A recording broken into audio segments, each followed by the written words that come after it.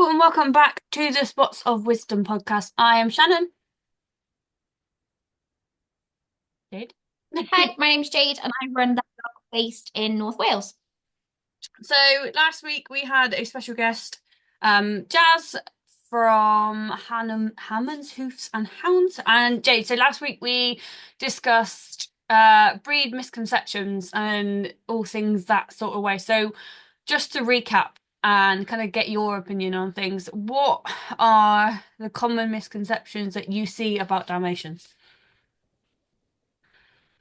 About Dalmatians. So there's a few, but I'm going to go one step further and apply some deaf dog ones as well because I Yeah. get them all the time. So I get Dalmatians are out of control, untrainable, crazy dogs that are never going to run out of energy. I hear that all the time. Mhm. I hear because I'm a woman and I'm quite small, I shouldn't have Dalmatians because they're very hard to train. But then deaf dog wise, so many. So they find out that I've got a Dalmatian, they start quizzing me and they're telling me all this stuff. Then they find out that Sherlock's deaf, so then I get all these other comments made as well. So things like deaf dogs are always going to turn aggressive. Deaf dogs are untrainable. Deaf Yeah. dogs can't go off the lead, all this kind of stuff. So when they find out I have a Dalmatian, they lose the plot. And then when they find out he's deaf, they like lose the plot Brain times just two. They think explodes. he's just a write-off. Mind blown. I know we've obviously discussed this before in previous episodes on how certain TV trainers think that they can't be trained, but obviously you're proof in the pudding if that saying goes Yeah, again. I get told it as well by people that should know better. So I was having this conversation with somebody the other day, funnily. Um, I've applied to do classes and sports and group training sessions with other trainers, and the Yeah. amount of other trainers that tell me, no, you have a Dalmatian, they won't be able to do this, or you'll never be able to train them to do this, and they won't let me join their sessions. I've had that a lot. I mean it's sad, isn't it, really? Because even if they believe that you can, if you're there for fun, it doesn't matter. Like if you go, you try it and you can't do it, then so what? Like you've been there, you've made an Exactly attempt. that. It is what it is. Like we have no restrictions on my classes at all. Um, Yeah. Obviously, if the dog's aggressive and we're like talking proper aggressive, then yeah, no. But reactive dogs are Yeah. allowed in my class. Like that's what I specialize in. So we just ensure that we've got some space and extra room, and everyone's made aware of who to not stay away from, but give space to and stuff like that. So I don't. I I'm the think same. yeah, Yeah, no, I'm the same. I think if you've let me know that your dog has some kind of behavioral issue in advance, I we can can cater factor to that it. in. Yeah, If you've told me you've got a certain breed, because again, other people get it too. Like I've got people that have gone, oh, I've got a Staffordshire Bull Terrier and no one will take my puppy. I'm like, yeah, bring them. It's fine. yeah. That there's no, yeah. Yeah, I mean, we got loads of different things. I had someone, we did a show doing some agility a couple of weekends ago, and someone was like, "Oh, my dog won't do it. She's a pug. She can't do it." And I was like, "Give it a go, and I'll tell you differently." And she did. She did really well. So, like, I think people just need to have a little bit more faith in what they're doing. So let's get Yeah. into today's episode. So we've got two little topics. They're going to interlink as always. So our first topic is going from one dog to two. So we've both done this. Mine's kind of a little bit backwards because technically I went from four dogs to five. However, obviously Woody's mine and Bucky's mine, whereas the other dogs were family dogs. So they don't count as the same sort of responsibility, if that makes sense. Yeah. Yeah. I, no, I So agree. we see all too many times on Facebook when people are like, "Oh, do you think I should get another dog from my dog?" What would your Yeah. response be to that? My response to that will probably be the same response everybody told me when I said I want a second dog, and everyone turned around and told me not to do it. Yeah. And everyone asked the same question. all the trainers asked me the same question. The general public, people I teach, just went, yeah, go get a second one, like without thinking about it. Yeah. The trainers that I spoke to were all asking me the same question, and that is, what is the purpose of getting a second Yeah. dog? That's fair. Why do you need one? Why do you want one? Yeah. I think it's a very sensible question. Why are Yeah. you getting a second one? And what was your Because I see answer? so, for me, it was, oh God, there was all sorts of reasons. I was like, trainer, I want multiple dogs. I want to be able to do different sports Yeah. with different dogs. I think the learning experience for me is really good because the dogs learn in different ways. And selfishly, Sherlock's my work dog. He comes to work with me. He helps with all the classes, etc. He's 5 now. Realistically, he's not going to be able to do that for the rest of No. his life. So I was like, you know what? I want another dog. By the time he's trained up, he's sensible. We're out of that horrible teenage stage. I will have another dog ready to do everything that Yeah. Sherlock can currently do. So So for me, it was a personal and a work yeah. decision. Did you Yeah. do all your training before you got Sherlock? So you've been a trainer since before then? Yes, I was Yeah. training before Sherlock. The dog I had before Sherlock was a family dog, so I don't Yeah. really count him as Yeah. mine. I did all And the like, training. He was like prick titled and stuff. yeah. He was reactive, so in that respect, he wasn't the kind of dog that would have enjoyed coming to that Yeah. kind of environment. So he was never put in that environment. But yeah, I trained before Sherlock. Yeah. And that was like the thing for me. So obviously Woody's reactive, but I had him before I became a trainer. Um, Yeah, so although yeah, I learned a lot through him and he is like my motivation to become a trainer. Um, for me, I wanted a dog that could come to every class. Like, yeah, all right, Woody can go to classes, but I take him to classes when he's my focus, not when training other people is my focus. Because I can't focus yeah. on keeping him calm and not react when I've got other people to train. So So I one of did the the so I'm gonna yeah, go on. Go on. Finish I yours say first. I'll like for I'll me, interrupt. having Bucky was so that he could be like my demo dog and my that sort of thing. But it Yeah, was also because in my head, and I said this to my other half, Woody, he'll be 8 this year. So yeah, I was like, if his reactivity doesn't get any better and with old age he gets worse, we then won't ever get another yeah, dog until he passes away, which could be another 10 years. It could be 5 years, yeah. it could be 2 years, like you don't know. But if we're going off of hopefully a really long time, I may not get another dog until I'm 40. So Yeah. it was a now or I never like situation because he's that. semi-sociable and I know we Yeah, can introduce him to other dogs because he gets better once he's met them. yeah, So it yeah. was No, fully, so it's now or I never. did it wrong. So I decided, because obviously I was training before Sherlock, I did the slightly naive thing of going, well, I'll teach my classes and I'll bring my 6-month-old puppy to train at the same time, Yeah, which is difficult in itself. It was difficult then because I'd only started doing classes. So I went from just teaching classes to I'll teach all of you and my dog yeah. at the same time. And it was a disaster. I had in my head that I was going to bring he'd just lie in the corner and it would be great. Um, Whereas Sherlock's older now, I've done some work with him now, and he will sit in the corner and wait whilst I teach a class, and he'll come out and demonstrate, and then he'll go back, and he's brilliant. Kevin's made an appearance a couple of times when I feel he can demonstrate Yeah, something efficiently. yeah, But yeah, so for me, it was a personal and a work thing. Sherlock's got no issues with other dogs, so he was actually probably towards the bottom of my list of considerations because I knew he'd be fine. yeah, He's lived with another dog before, gets on with dogs really well.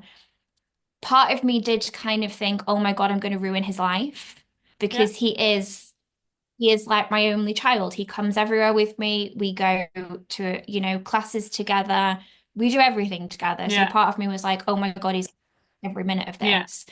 And for the first week or two, I think he did. He was a little bit stressed. yeah, Realistically, he was stressed. yeah, I will admit that. Um, they love each other now. They sleep Yeah, next to each other. If I go out with one and bring the other one home, they run straight up to each other and they do all that, oh my God, you're back, excited greeting stuff. I think I'd say to a lot of people, don't get one if you're getting one to fix an issue with the first yeah, one. So I've had people that have had, maybe they've had reactive dogs, or maybe they've had dogs with really bad separation anxiety, and they go, I'm going to go out and I'm going to get a second dog because then my dog will have a friend, or then my dog won't be having to be being left at home by himself, and yeah, then that will fix the separation anxiety. yeah, And don't get me wrong, I kind of get where they're coming from. Then I've seen it go the other way, and I've then seen people that have then ended up with two reactive dogs or two dogs with really bad separation anxiety. So you've yeah, not fixed the problem, you've also given yourself twice the work to do. yeah, So I would say if you're getting a second one, make sure your first one's up to a standard that you're okay with yeah. before you bring a second one in. Yeah, I think we see it all too many times on Facebook when there people are like, "Oh, I'm just having time, like struggling with time to make sure that my dog gets everything they want, and they're bored. Like, is it worth me getting another dog so that they have a friend?" And it's like people then seem to forget that actually, no, you've then got to train the other dog for like 6 months, a year until that's going to be the case. Like my dog's obviously Bucky's a year old now. He doesn't get left with Woody like out in the open if we're Oh not no, here mine because it's either. dangerous. It would be way like as much as they're both chill as anything. I'm not risking two 30-kilo Dalmatians accidentally having a fight when I'm not here because I don't want to come back to those results. Like it's not even worth the What is risk. that? They're in the same room together. They're in the same room. Sherlock has free run of the room. Yeah, Kevin's in a crate. yeah, that's the same as us. Partly because they've never had a fight. They do get stupid sometimes, Yeah, and you're like, boys, calm down. But I think it because Kevin's at that age where he hasn't learnt to settle himself. yeah, He won't just go and like go and sleep by himself. He would spend however long I wasn't here relentlessly pestering yeah. Sherlock. And And then that Bucky can will, turn into a yeah, fight potentially. yeah. Bucky will chill out, and Woody never really fully tells Bucky off. But do you risk that that happens when you're not here, and then possibly Bucky retaliating because he doesn't quite understand? Like, it's just not worth the risk at the end of the day. Or things like, what if they fall off the bed and break their leg because they've been playing? Yeah, Like, the fight might, like, playing might not do anything, but actually, if one falls off the bed, that might injure yeah. them. Whereas you're not going to have that if one's in a crate and one's just free roaming. So I don't think there's not a problem going from one to two as long as you're prepared for it. Like you need to remember that for the first 18 months, you're going to be relentlessly training the new puppy or rescue or whatever you get until they're actually stable. Like anything we know, anything between like the day you bring them home and 18 months are not what I would class as stable. Um, and it's a lot more. I do struggle having to. I love them. I'd never get rid of them, and I do what I do. Yeah. But for me, because one of them's reactive, I can't walk my dogs together on my own because my dogs together weigh the same weight as me. So if Woody That's reacts, something I'd not considered. yeah, Yeah. if Woody reacts, but I've also got Bucky on the lead who is very playful and very bouncy, am I going to be able to stop these two dogs? I can stop one individually. If the dogs are the Yeah. same weight as me, am I realistically going to be able to stop that? Probably not. So on my day to day, I've got to take both dogs out separately, and on most of the time on my own. My other half does help if we've got spare time, but it's an extra bit into my day that I've got to work on top of. Off that though, coming off that, so I completely agree with the whole separate walking because you've got a reactive one, Yeah, etc. I think when you've got a puppy or you've taken on a new dog, let's just say you've taken a new yeah, dog on for argument's sake. I think what people don't realize is you are going to have to train those dogs yeah, individually and then together as regardless. well. Yeah, Yeah. So like Sherlock has no issues. He will pass dogs, he'll pass people. Fantastic. Kevin's not. Yeah. He's 7 months old. He wants to be into everything. Yeah. And then, so I have to take him out separately because like you've just said, he's going to be a huge dog. He is a huge dog. I can't have him lunging at people because he wants to say hello. I Yeah. can't have him fixating and lunging at dogs because he wants to say hello. So I've got to get him in a place where I am happy with his lead walking before I even start like pairing it Yeah. together and going, right, you can both do it separately. Can you do it together? Yeah. So I think a lot of people struggle with like they come to classes and they're like, oh, the lead walking's really good here, but it's not good at home. Yeah. And I'm like, well, what's the difference? What are you doing that's different? And they'll be like, oh, no, I always take the dogs out together. Yeah. Or they'll go, the recall for my puppy's really poor because when we're together, the other dog's coming back. So the Yeah. puppy follows me. When the other dog's not there, the puppy doesn't Yeah. understand the concept. So you've got to remember, regardless of whether your dog has behavioral issues or is reactive or not, you're going to have to put the work in separately anyway. It's Yeah. why I don't topic for a whole other day, but it's why I don't do litmates either. Yeah. So a lot of people will go, As yeah. let's get two. And I'm like, you've just given yourself so much work to do. Do one at a time. And Sherlock's made my life so much easier because he's at a level where he walks nicely, he goes to bed when I ask him to, he sleeps, he recalls really well. That has made my life so much easier Yeah. because Kevin follows his example. If I'd had one dog that has 300 issues that can't do any of those things and they were copying each other, I'd be having a breakdown. I'd be And the thing rocking in a is, corner somewhere what like, oh, people don't realize as well, though, like we've had it with Woody. Woody's got slightly, I don't want to say naughty, but he has got naughtier since Bucky's got older. Like because he's enjoying life a bit more, just where he's got someone to play with all the time.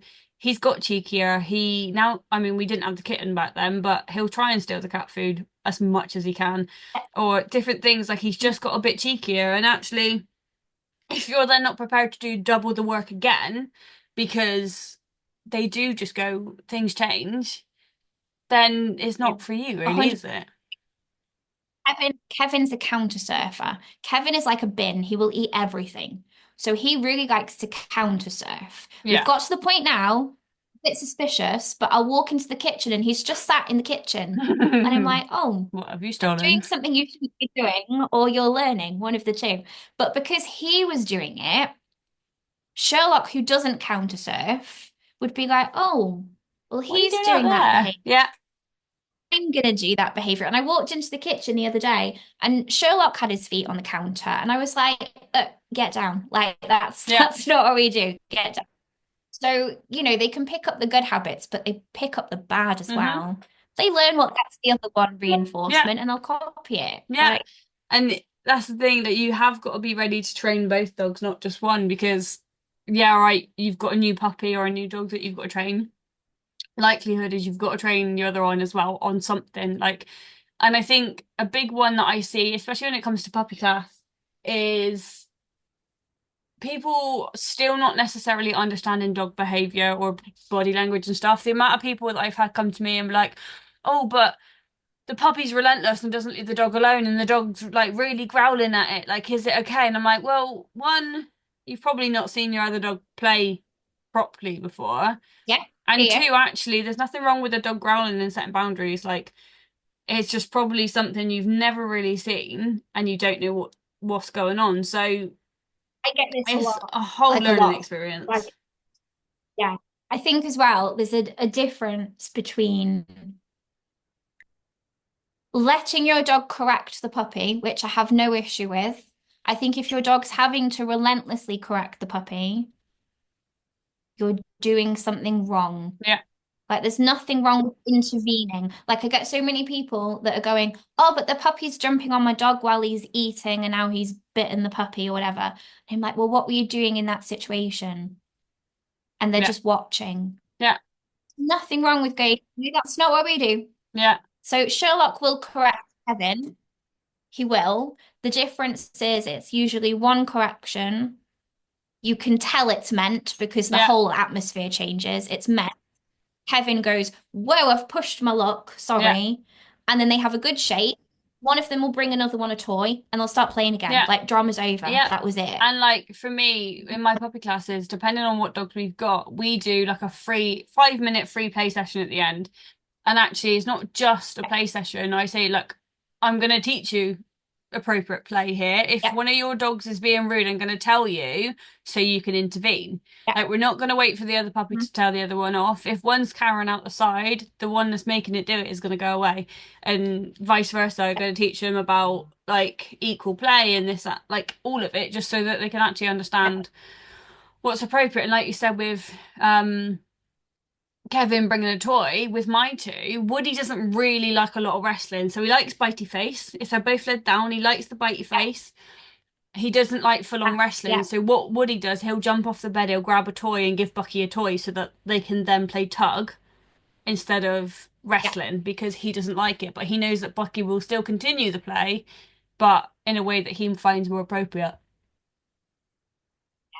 No, Kevin will do that. You don't get a choice with Kevin though. He'll pick up a toy and just Look at steamroll you. you with it. He's just like Take it. chill up, like, oh my God, not again. But yeah, and I think I don't know. So I don't know whether you'd feel like this or not, but I think going from one to two is quite a big jump.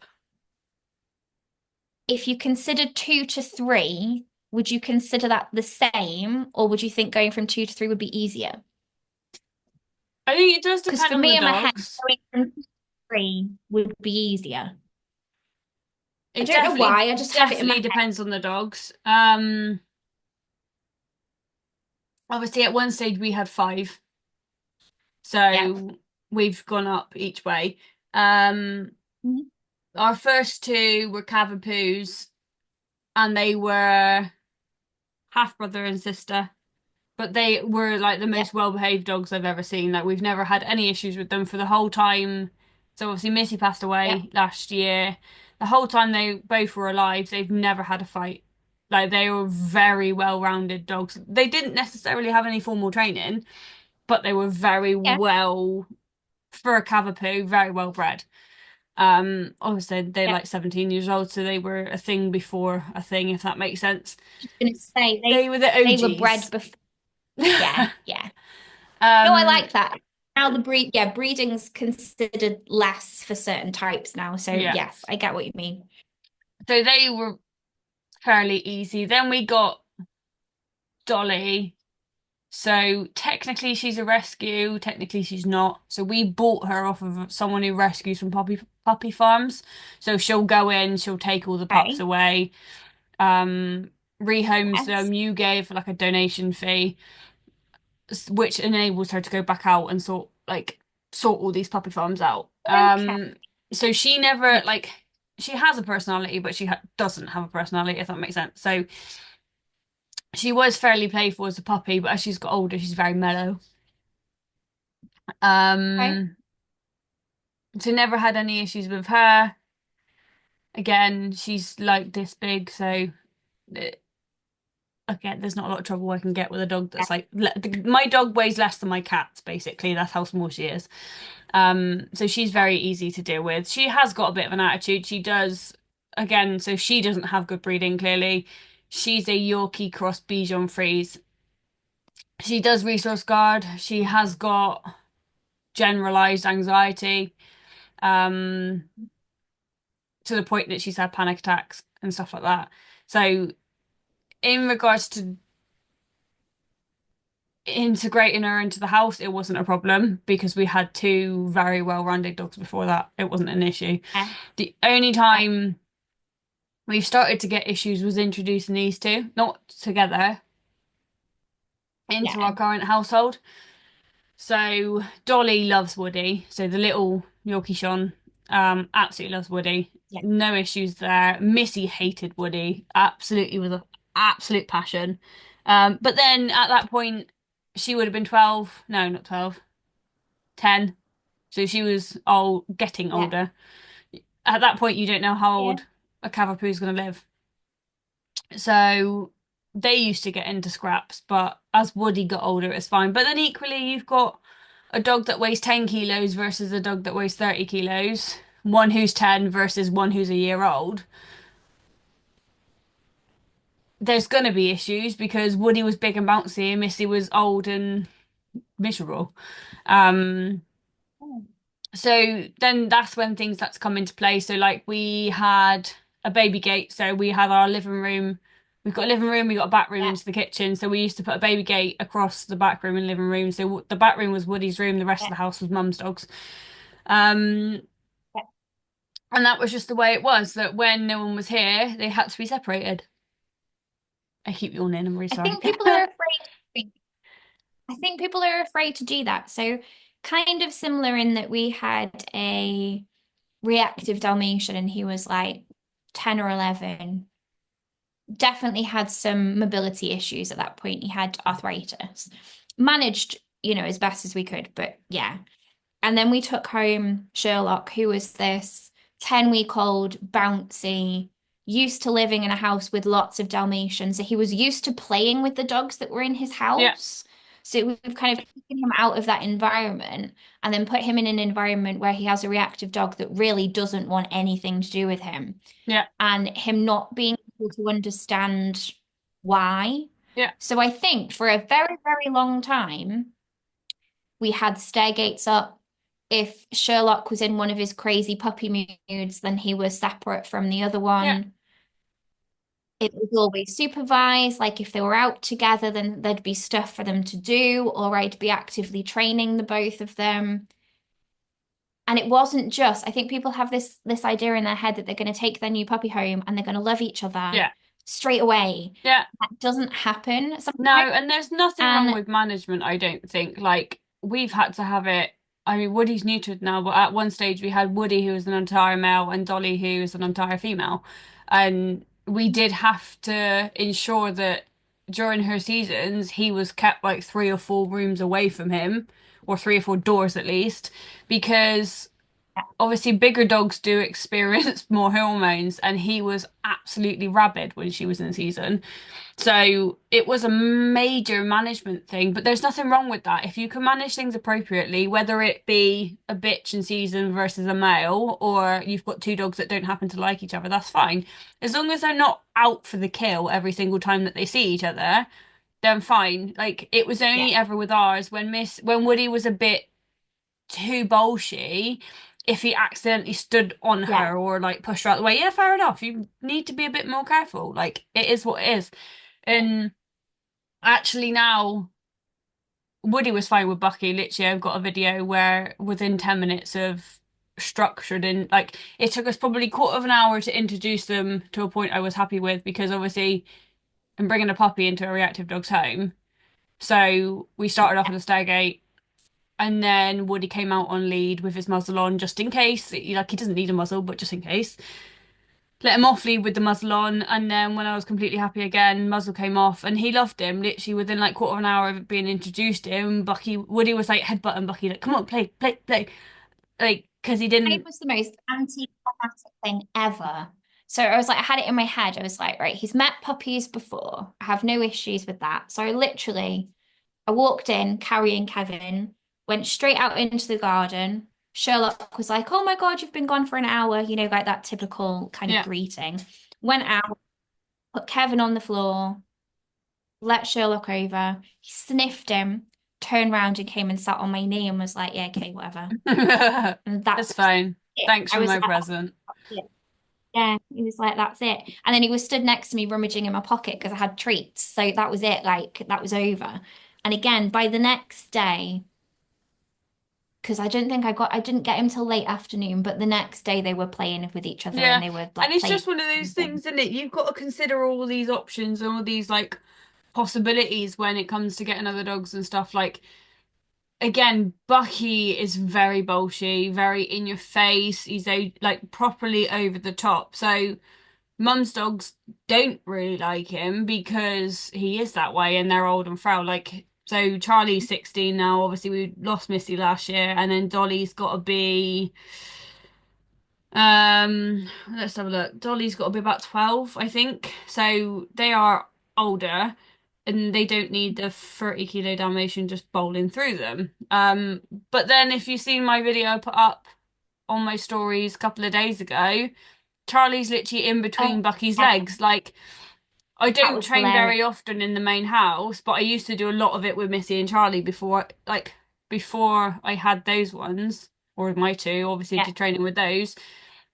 So I had the camera out, and Charlie's just like, "Yep, let's do some training then." And he didn't care. He yeah, didn't care that he was going through Bucky's legs. And I think when again he can control the situation, so he goes up to Bucky rather than Bucky come bounding over, then it's not so much of an issue. But actually, that is a lot down to like dog behavior, body language, and respect and stuff. Like Bucky should know not to go and bother them because they've told him plenty of times. He is, I mean, I don't know about your guys, but my two in, or at least Bucky at home, is a lot ruder than Bucky meeting new dogs. Bucky's really good with new dogs, oh, but like 100%. with Woody and everything Yeah, else, he was like, "Well, no, we live in the same house. Like, you'll just have to accept it." Like, yeah. he's so rude to Woody. It's unbelievable. Like, we took him to the secure field just now, and he literally just takes him out.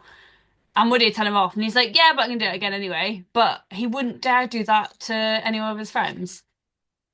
They Sherlock know does the what they same. can So do. if you were to, yeah, if you were to watch them here, they're lying on the floor, the teeth are out, they're Yeah, like snapping at each other. And then I alligators. take Sherlock to work with me. Yeah, and I take Sherlock to work with me, and he's like, "Oh, there's a dog," and he'll just Okay, just carry go. on, and like Yeah, that's his interaction. Like, yeah, okay, I'm done. But they play with each other very, very differently to how they interact with anyone else. yeah. No, that's obviously a very common thing because I always do that too. They are funny little demons, aren't they? They're both fast asleep right now. They're very tired from their field visit. Right, Ah, so lost them. let's move on to subject two. What do Yes. you find the main differences are between training your dogs and training your clients' dogs? Like, we've had this conversation before we started, in that, like, sometimes our dogs don't show us what they're meant to be like. They're not the perfect demo dog, and 100%. they'll show us up right when we don't need it. But I think all for the us, we things, have this. Yeah, we have. I don't know if you feel the same, but we have this kind of pressure that yeah, our dogs have to be I've had two perfect. or three people, And friends wise, tell me that and be like, well, they're not a really good example of your training, are they? And I'm like, I'm working all the time, so it is what it is. it to my advantage. So what I do? So I have Kevin at the minute, who's 7 months, and he's very much hit that stage where he's not always got his listening ears. He's like, you know what? I don't fancy doing that today. And I use it as an example to my clients as to how that stage can hit. So I'm Yep. like, you all saw him doing beautiful lead walking last week. This is what we're doing today. Yeah. And they all go, oh, mine was doing that. And I'm like, yeah. And they all kind of use that almost as, oh, my trainer's not got this magic wand. Like she actually Yeah. has to work her dog to get it to do what she Yeah. wants to do. So I think in that respect, I think it's quite helpful to post to post when things aren't going well. I have had moments where I've taken Sherlock, who is like my star child. He's Yeah. amazing. Taken him to shows, and he's got out of the van, and he's just gone, I don't want to do this today. And he's literally stood there and gone, I'm Nope. not doing it. That was me yesterday. And we were, yes. So you'll get this completely. And you've practiced and you've taken them to different environments and you've practiced in different places. And he's done shows before. So it's not his first time doing them. And I'm like, right, come on. And you get him out of the van and he's just not in the mood. He's not looking at me. He doesn't want to do the Yeah. tricks. He's like, no.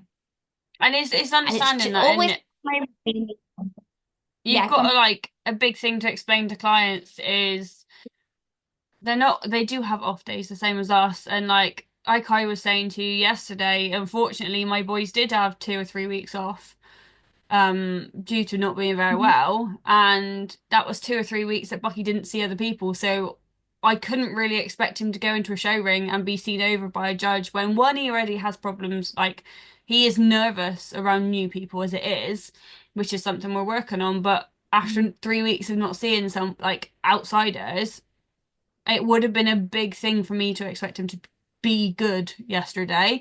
And it's just a learning curve. Like I was able to admit in that scenario that, oh yeah, right, I took him and he's had the experience, but I also, not that I would get mad, but I can't get mad because of the fact that he's had 3 weeks off. Like it is one of those was things. gonna say it was your reaction. It was your reaction that kind of that made it a little bit. I was like, "Are you okay?" And you were like, "Yeah, it's just one of those things. Like he's had time off. Like it's fine." And I was like that when I did the show, and Sherlock was like, "I don't want to do this." So I went, "Okay, that's fine. I'll put you in the van. I'll laugh it off. I'll tell everyone Yeah. you're having an off day. Go and sit in the van. You don't have to do it. Like it's fine." And one of my clients came up to me afterwards, and it made me laugh. She came up to me afterwards and she went, "How are you still smiling?" And I was like, "What do you mean?" She was like, "Well, you're still laughing and giggling and like it's not a big deal that he didn't do it." She said, "If that was me, I'd have been crying on the floor somewhere." And I was like, "You've just got to laugh it off like he's a Yeah. dog. He's not a Yeah. robot. He's And gonna that have I days where say, he goes, you know what? I don't want to yeah, do this. I say that all the time. Like, yeah, right. I love my dog to do everything it's told, but I don't want a robot either. I I bought a don't want a Dalmatian because they've robot. got personality. Like they're known to have big personalities, so I'm not going to expect them to be robotic and do everything I tell them to because that wouldn't be a Dalmatian. Sherlock, yeah, Sherlock's got attitude and I need to film it because it's hilarious going off on a tangent slightly. He went to university to do some demonstrations last week and he knows the difference. I don't know whether he does when you take him to shows, but he knows the difference between a training scenario and this is like show day. Yeah. So we turn up and he's so funny. Like we'll turn up and we'll like stand in the middle or wherever we're stood and he'll scan the room and he finds his audience. He finds the people watching him and he'll howl before he starts. He's like, "Oh my God, this is bad." And everyone's looking at him and he gets all wiggly and he's like, "Woo, everybody's looking at me." But then he really performs like all the Yeah. tricks he usually does. He does to a whole other level. It's like working dogs. He knows he's there to do Yeah. a job. What you've got to be realistic about though is we're both self-employed, so we both run our own Yeah. businesses. There's a whole load of work that comes with running your own business anyway. And then you have the added pressure of making sure your dogs are well behaved enough that they can either come to work to help you or that people see them and go, "Oh, I want my dog to do that." Yeah. So you don't just get to come home from working people's dogs all day. So I have Yeah. classes on a Saturday. I have four, maybe five classes. So that's like 35 dogs and people. I then have to come home and sort my own dogs out, which is fine. But I then have to go home and train my dogs to make sure that Yeah. they're at that level. And sometimes, without sounding awful, when I've seen 35 dogs, and No, it's I know. been one of those days, you'll understand, where you have days where your classes are on top form, every single class, and you get home going, "Woo, I can do my job." Sometimes you get home and you've done three classes and your dogs don't want to do Yeah. anything. So you've gone home going, "Oh my God, that was horrible." You then have to find the umph to go out and train your own dogs. And sometimes, without sounding awful, I can't be bothered. Yeah. And the thing for me as well, I obviously, don't want. because we do like everything. So walking, sitting, training. On a Yeah, Monday, on a bad Monday, I work 9 till 9. yeah. Okay, Hmm. I have a little break in between, so I'll do probably jobs from 9 till 3. I'll then go and do my horse. Yep.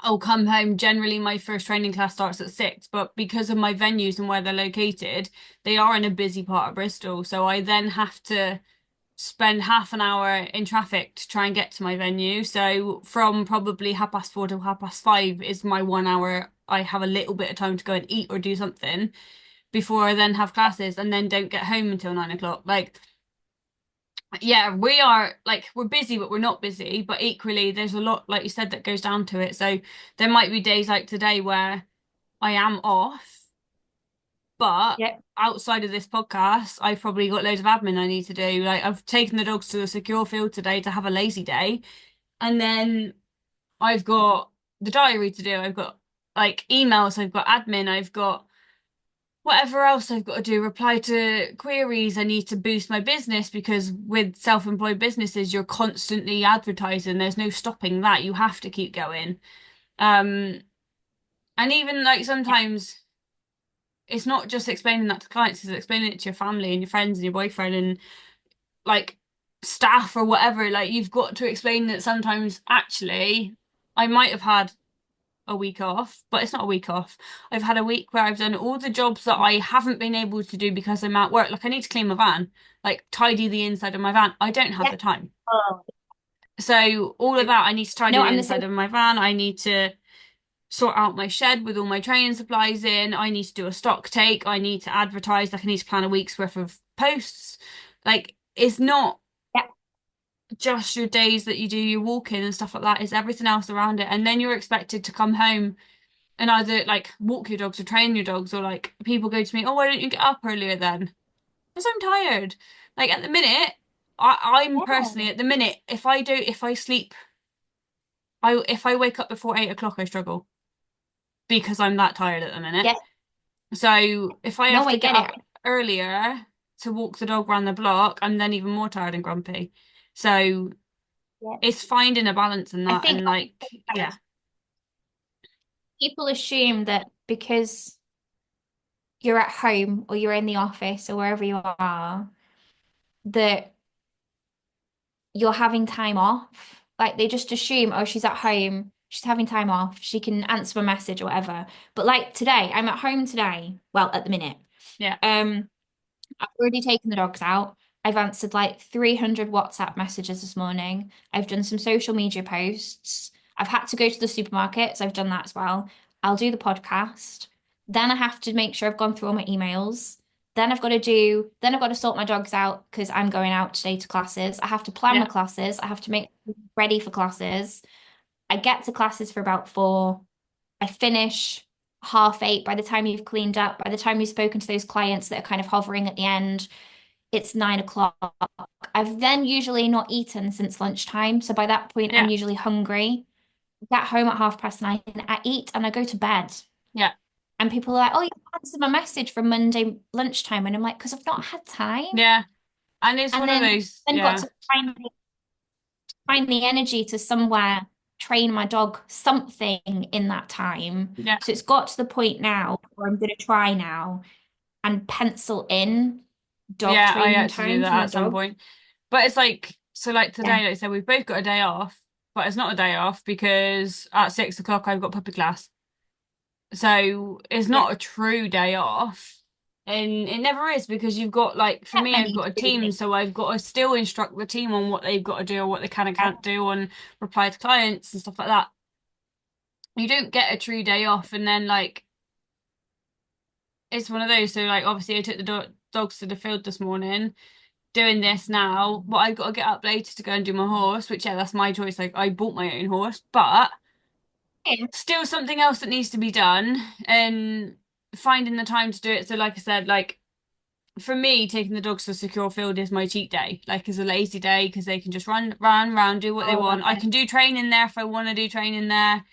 Um, but at the minute, obviously with crafts coming up, I'm probably going to be taking Bucky to most of my classes for the next 2 weeks because I need to Yeah. get him used to different environments and like the dogs part is not a problem with, it's more about people. So like in my head I've got the plan like for this week. So he's not coming to training tonight because he's been to the field today. So tomorrow we've got ringcraft. Wednesday I may not have a class, so I'll probably take him to the pub with my dad so that he's out around people and then different things. Again, it'd be like take him, right, Thursday we might go to the pet shop because it's another environment to take him to. But all of that stuff, okay, I might go and get dog food. It's still training. It's still extra things to do. Like, Time. Like factor in driving to the pet shop, training him in the pet shop, having however long of that session it is, coming mhm, back. You're still having to arrange all that and it's still taking up time and yeah, you're not in the mood or no. you've And just if I had a want, client session, that's gone a bit rubbish. You yeah, you finding the if I umph. want to go to the pet shop where I actually get my dog food, it takes me 20 minutes to half an hour to get there. So it's not, right, I got pets at home that's 5 minutes down the road, but realistically, there's nothing in there I need to get because they don't do the raw food that I can feed my boys. So I will literally be going just to go. And I know some people will do that. I don't see the point in myself doing that because well, I might as well just go to the pet shop where I can actually get my dog food and do a two in one. I don't know about you, because this always happens. Because you have the breed that you have, you always then have to factor in additional stopping time. Hmm. So how many times you're going to be interrupted by people that go, "Oh, that's a nice dog. What are you doing?" And you're like, "We're training." And then you have to explain the process to them. So you have to factor in that time. And I also live in an area that's quite built up, but I'm quite well known in that area, if that Yeah, makes sense. When you're out with your dog, someone is going to recognize me. Like my dogs don't blend in. Someone's going to go, yeah, "Oh, that's the trainer." And I've had that before. And then you end up kind of semi-scrapping your training session because you've spent 30 minutes talking to somebody, which is yeah, fine. I don't mind doing that. But then that's taken up the time that I'd penciled in for yeah. training. So then you're missing out anyway. Yeah, and I think like that's what I said about this week. So we've got our venues that we use multiple days a week or whatever. So although I don't have any classes planned Wednesday and Thursday, I may just use the venues for my own training because there's still content that can be made. But I've it done means that. that I can train my dog and it's a different environment that he's training in. Bucky doesn't like training in here in this room. He'll do it out there, but he doesn't like it in here. So it's getting him out in different environments and just used to different things. So, but yeah, like you said, there's a lot to do and it's easy. So I say to a lot of people all the time, I do have my own trainer. Like I I don't use do. them very Yeah. often, but you need that outside perspective sometimes, especially with Woody, obviously being reactive and he's not a simple reactive. He's not just he is frustration reactive, but he's also very self-conscious and doesn't know how to socialize. Yeah. So although yeah, if it was someone else's dog, it's something I can do. I can get you can get very frustrated with your own dog and not know what to do and then want to give up because you don't know why it's not working and stuff like that. So we do have our own trainers and what I think is really easy when it's not your dog, it's easy to not get frustrated because Yeah. you don't have to go home with that dog. I, Another thing is you're getting paid for it, so you've got to keep going in that situation. I I did this the other day and it was really funny. So, and it reminded me that. So I have a teenage class on a Saturday and they have teenagers. There was a week when they came in and they were all struggling. And I was like, right, guys, we're gonna have to be cheery and upbeat, and we're gonna have to talk to our dogs like we really love them. So it's like, come on, guys, we can do this. And they're all glaring at me because they're like, I don't like my dog right now. I don't want to be cheery and happy with them. And then I took Kevin out the next day and he was just relentless. Like he wouldn't listen, he was pulling. And I'm going, actually, I'd be really annoyed if somebody told me right now I needed to be really cheery Yeah, and up with my dog. and I think Yeah. sometimes like it's okay to scrap what you were planning. So like last week we went to one of the venues. It was me, the girl that works for me and one of my clients, but she's got Bucky's brother. So like we're all really, really friendly. And we went to do some like show training because Yeah. I didn't have a class. And at the end of the class, we were doing tricks. Like we didn't go for that, but I taught Bucky how to walk in middle and then spin a circle in the middle. And it wasn't what I went there intending to train, but But that actually finishing off a session like that was quite fun. It was like something I didn't think I was going to do. I could do. It was great. I think as well, exactly that. I think I am very aware that when I take Kevin out to do some training with him, I have no expect. I'll have a plan. I'll be like, I want to make sure his lead walking is good today. That will be it. Yeah. I won't decide how far we're walking. I won't decide how long we're training for. I'll leave the house with the intention to do some lead walking, and then there's no pressure. Don't If you I'm find that that's also the hard part though? Like, obviously, we give clients a training plan, so they've got something to follow.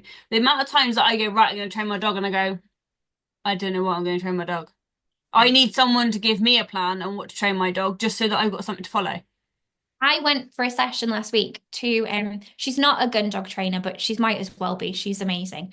And I went to her And it was just nice for someone to go, this is what you can work on Yeah. this week. And I have a plan. Now I'm like, right, okay, we need to Yeah. do this, we need to do this, we need to do that.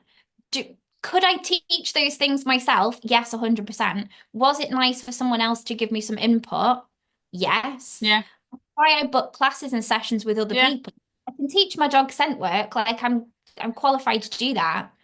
But it just means for that hour, someone else is giving me input and I'm dedicated that hour to training my dog. Yeah. It's And basically diary. I think it's one of those things like when I get a lot of clients that will do some training, or like I might be going in for reactivity, but I'm like, right, what's his recall like? Oh, there's the right, let's do some recall then. You just need some pointers on actually some basic training as well, because that are all add up towards the reactivity. Because if they ain't got any basic training, then they ain't gonna get anywhere. Like they still need to know some normal loose lead, some recall, some obedience. I think a lot of people don't get that for reactivity. I go on my first session up, we probably don't even go and see a dog. I'm like, can your dog walk nicely? Can your dog look at you when you're outside? And they go, Yeah, oh, no, you can't do that. And I'm like, well, there's no point even trying to get yeah, you to walk nicely past the dog if you can't walk nicely when yeah, there's nothing exactly. there.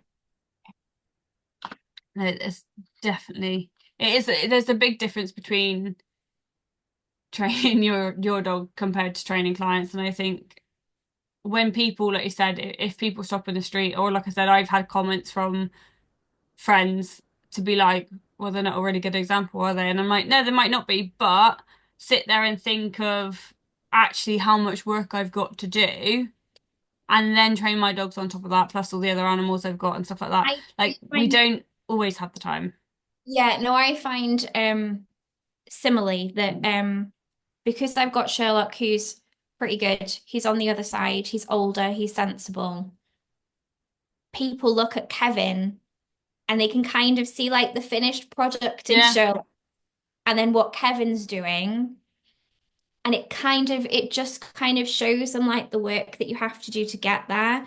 But it also shows that I'm not a magician. And if I yeah. don't put work in, my dog's going to stay like that. But did you also get the surprise? So, like, Woody's good as gold. Okay, he's reactive, but he's good as gold. Like, everything else at home, he's got great recall. His lead walking's 10 times better than it ever used to be. You then get this other dog expecting, because, like, for me, obviously, Woody's not KC, but Bucky is. I was like, oh, yeah, he's really well bred. Like, this should be a piece of cake. Yeah. It's not a piece of cake. He he is good. He was relentless as a puppy, Yeah. like absolute terror, and he can be now. Like I sent you the video of him at the show yesterday, just screaming his head off Yeah. for no That noise, apparent reason. that noise is in my house constantly. I'm like, oh, I recognize that. I recognize that But noise. to go back to obviously the first subject and going from one dog to two, like you cannot expect your new dog to be the same as your old dog. You cannot expect that the training that you did with your old dog to work with your new dog because it's not necessarily going to I have happen. so many issues with that. People come in and they've gone from having an old, let's go, because there's one in my head that I'm thinking of, and let's go, you've got an old ploddy golden retriever that's, just plods along nicely next to you, doesn't go anywhere, doesn't eat anything it's not supposed to. And you lose that dog, right? You've had that dog for 15 years, you've lost them. You go out and you buy a puppy, and they're not the same as that old Hmm. one. And people are like, but my old one wasn't like this. And I'm like, how much do you remember? Because I Yeah, had yeah. Kevin's trying to eat my guinea pigs, right? So we're working on that. And I'm sat there to my mum going, well, Sherlock can ignore them. Like they can run around in the garden and Sherlock doesn't bat an eyelid. I'm like, he's always been that good. And Yeah. she went, no, he wasn't. Shouldn't you not remember he used to run around in the garden charging at the rabbit in the run, trying to eat the rabbit? And I was like, oh yeah, actually. And it's just funny, you like view everything so differently when you have an old dog. Oh, they've always been like this. And actually they haven't. And you just No, but set a then realistic expectation. something that the general public probably doesn't think of as well is that actually the change in dogs from now and then. Like I said, like we had two of the OG Cavapoos and they had zero formal training. They didn't go to puppy class. Like they were my mum's dogs. They've had no training at all. but they were basically flawless. Like, yeah, right, their recall wasn't great, Yep. but they were angels with other dogs. They're little dogs, so they didn't really pull on the lead. They never caused any trouble at home. They never had any accidents. When they get old, they get more Yep. accidents, but they were good as gold. But there's a lot of interbreeding nowadays. There's a lot more rubbish breeders out there because there's too many breeders that want are just crash grabbers. They'll go out and breed because there's a demand for it and people just want dogs and stuff like that. Like we were having I could discussions go. yesterday on all the crosses that you get, and we've seen someone, my friend's seen a Malinois cross Dalmatian, and then we see, did you see the one on Facebook, the German Shepherd cross Dalmatian? Yeah, I it could have a keeps whole rant happening. about this. This needs to be a whole separate one because I've got so many clients at the minute that are seeing so many behavior issues because of terrible breeding. Yeah, And I'm like, if you'd have just done a a little little bit of bit research. of research, talk to other, I won't name the breed because then it'll be obvious who I'm talking about, but you've just spoken to some other breeders or a breed organization or anything and gone, this is where I'm thinking of getting my puppy from. They'd have gone, stay away from that person. Yeah, Now I've got a breeder near me that's breeding this particular breed, and I'm getting all the anxious, reactive, in pain breed, and it's just ridiculous. yeah. But that's No, a I rant for another day because that's a rant for another day. No, but I do, yeah. It is a challenging one, isn't it? And something that people do need to think of. I think dogs have just changed over the years, and I always feel weird saying that because in my brain I'm not old, but I'm getting older. And I'm at yeah, that age where I can be like, oh, well, when I was younger, things were a bit different. It's not the same when I anymore. first started training, there were no poodle crosses. None. Now, I mean, like I said, Missy and Charlie were the first two that I ever knew of. Yeah, none. It's funny that, isn't it? How Hmm. how things change. I think just life in general has changed, people's changed. Like it's just the way the world has gone, and unfortunately, especially like with lockdown, there was a demand for puppies, which was stupid. But I had one lady pay over £6,000 for a puppy during lockdown. what breed? I'm not allowed to say. Well, You can tell me it was after, it's supposed fine. no, it's fine. It was supposed to be a Cavapoo. Now I say supposed to be because again, when you get a mixed breed, because that's what they are, you're not 100% sure that that's what they actually are. Yeah, And she did not look like a Cavapoo, but they paid over £6,000 for it, yeah. which It's is a ridiculous ridiculous amount to pay for because you any. think how much. Obviously, you don't have to disclose this if you want. How much did you pay for Kevin? Rough ballpark. Kevin was rough ballpark was just over £1,000. Okay. Sherlock was supposed to be about the same price. He was deaf. So that's an interesting topic, actually. He was deaf, so I paid less than 300 for him. She Yeah. just wanted health tests covered, which were fine. I had a breeder offer me a deaf puppy before Kevin, and they were charging, I think it was about £1,700 for him, Yeah. even though he was deaf. They still wanted full price for him. Hmm. The most I've seen a Dalmatian go for is £3,500. Yeah. I know a few that have gone over 2 grand. I think I paid under two for Bucky, and then Woody was 600, but obviously Woody's not KC, and I did know the bloke. Oh, Um, of course. but I think I just find it wrong. No one should be paying more for a crossbreed than they should for a KC dog. They shouldn't be doing it because, all right, well, no, they're probably not being health tested. So what are you paying for other than the food and probably maybe a vaccine? You may not be paying for a vaccine. What are you paying for other than the dog? And you see so many that are, again, it's hard to explain to people because they don't understand. It's like you're breeding two breeds together. So let's say you're looking at a cockapoo. You could get the best of both. You could Yeah. get, but then you could also get the worst of both and the health conditions from both. And you have no idea what you're going to get. No, Hmm.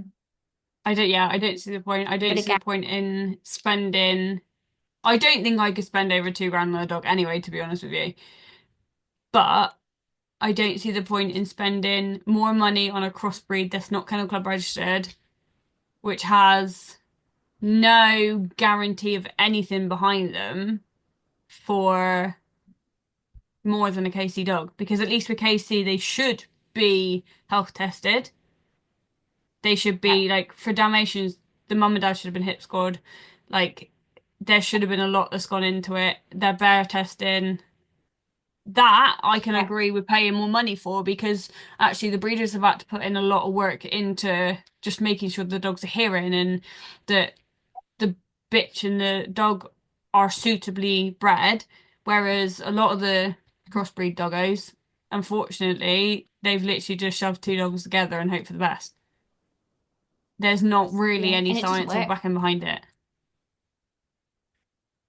No. And then you end up with resource guarding is one I can think of It's a off the top of my head. massive You one end with up with doodles, dog isn't it? resource guarding, or terrified of everything. Yeah. And they're like, oh yeah, we bought them from a terrible breeder. And I'm like, oh, okay.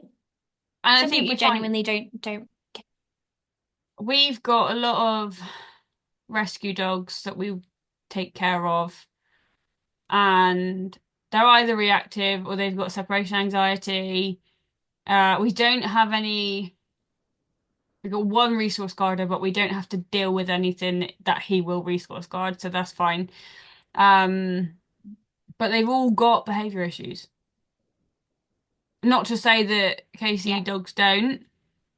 They've all got issues in themselves, but all of our crossbreeds or mixed breeds, they've all got. I know, again, I specialize in dogs with behavior issues, but we've also got a lot of friendly dogs as well, and it's majority of the mixed breeds that have got problems. yeah. Right. We went a bit off on a tangent there, but it's fine. I think we're gonna call it a day for that episode because that went on a little bit longer than we planned. Um, as usual, guys, like, follow, subscribe, share to your friends, and we will be back for another episode. And next time we are working on Jade. Do you know what we're doing next time? Yes, we do. We were gonna look at dog behaviors that we see as a problem, but that normal dog owners, we'll use the term normal, don't see as a behavior issue. So we're gonna have a look at that. Um, which should follow on quite nicely from today's, in theory. Amazing. It should. So yeah, guys, thanks. Oh, As usual, like I said, like, follow, subscribe, and we will see you next time. Bye bye. yeah.